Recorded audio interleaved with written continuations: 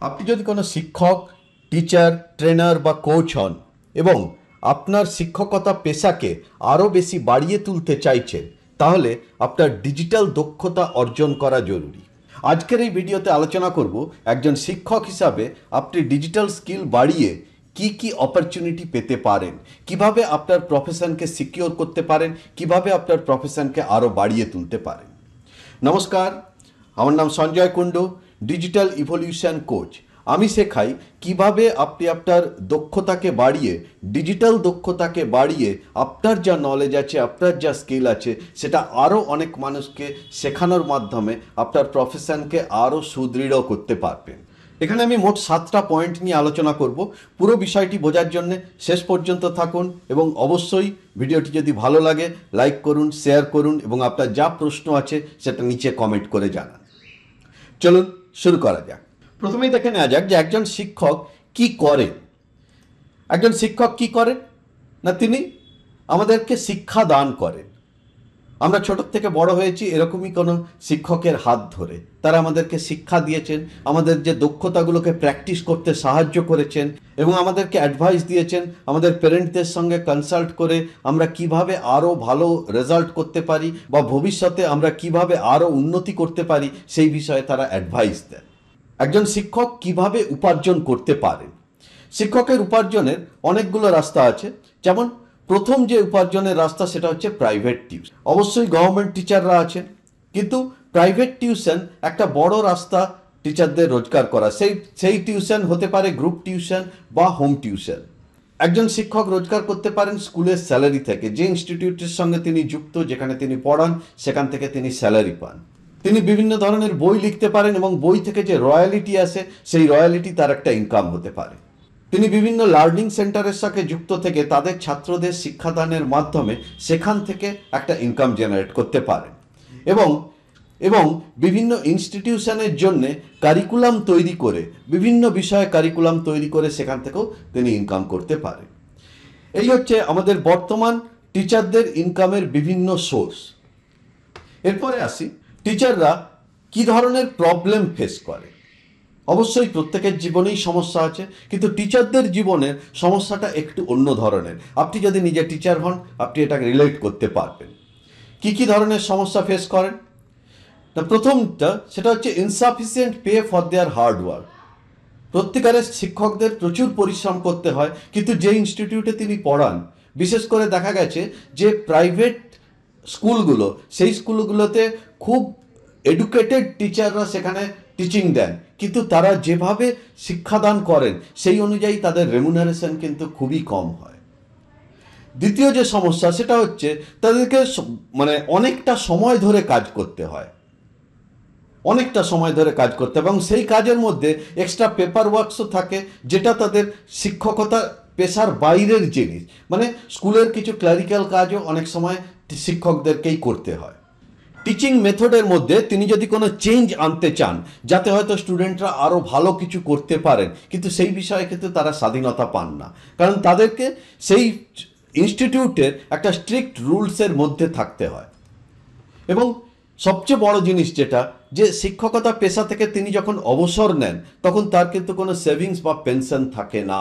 যারা বিশেষ করে প্রাইভেট স্কুলের টিচিংয়ের সঙ্গে যুক্ত আছেন বা যারা শুধুমাত্র হোম টিউশন বা গ্রুপ টিউশনের সঙ্গে যুক্ত আছেন, কোনো ইনস্টিটিউটের সঙ্গে যুক্ত নেই, তাদের ক্ষেত্রে বিশেষভাবে প্রযোজ্য যে তাদের কোনো পেনশন বা সেভিংসের ব্যাপারটা থাকে না।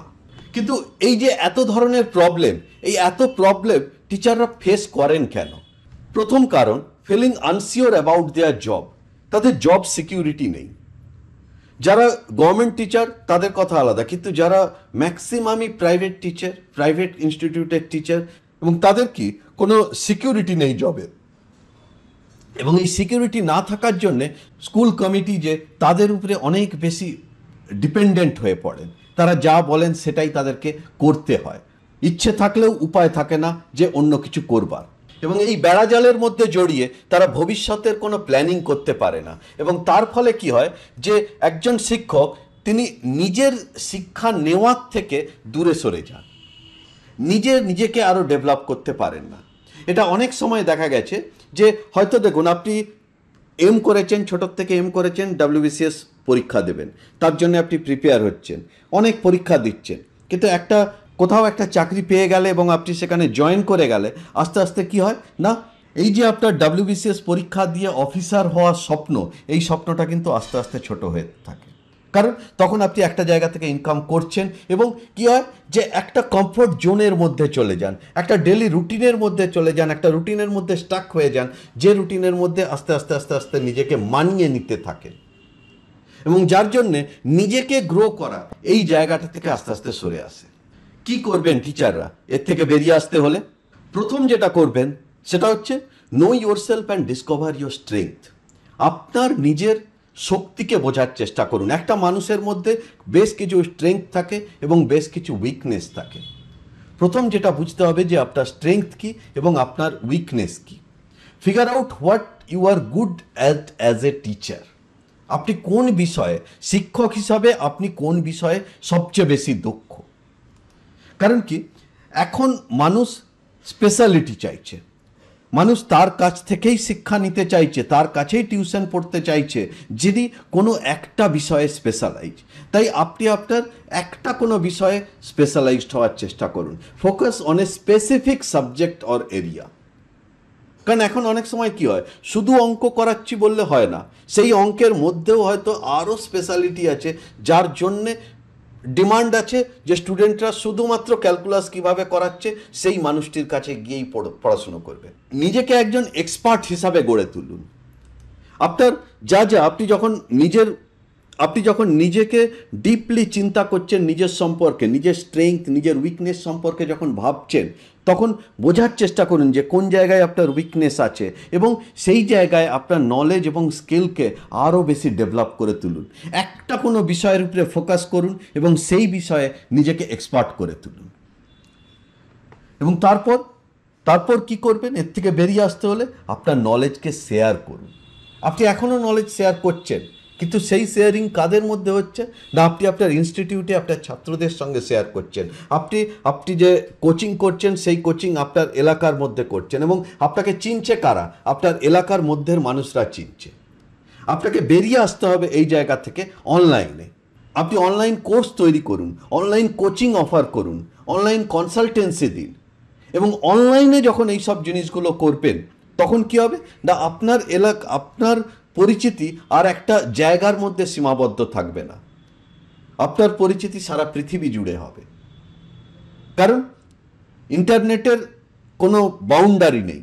আপনি হয়তো পশ্চিমবঙ্গের একটা প্রত্যন্ত গ্রামে বসে এমন কিছু একটা জিনিস শেখাচ্ছেন যেটা দিল্লিতে বসে বা বিদেশে বসে কেউ শিখতে আগ্রহী হতে পারে এরকম।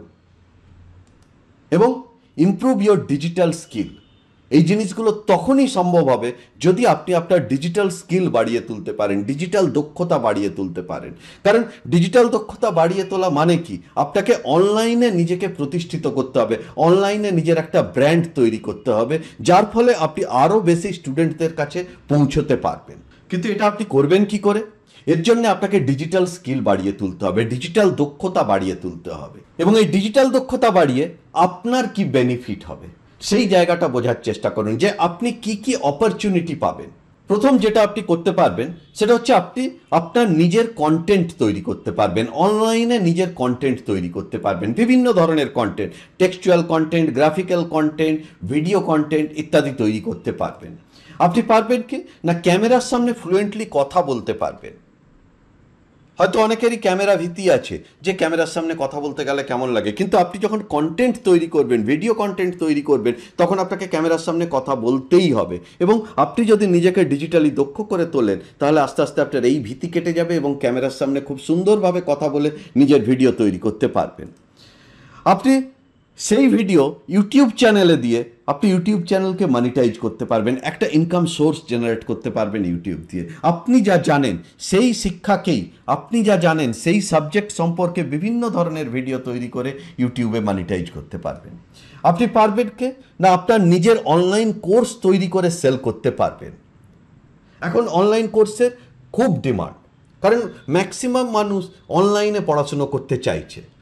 আপনি হয়তো এমন একটা সাবজেক্ট পড়ান যেটা আরও অনেকে চাইছে, কিন্তু সবার কাছে আপনি ফিজিক্যালি পৌঁছতে পারছেন না, বা স্টুডেন্টরা ফিজিক্যালি আপনার কাছে এসে পৌঁছতে পারছে না। সেক্ষেত্রে অনলাইন কোর্স একটা দুর্দান্ত কাজ করবে, যে আপনার যা দক্ষতা আপনি আরও অনেক মানুষকে শিখিয়ে তাদের জীবনকে উন্নত করতে পারবেন।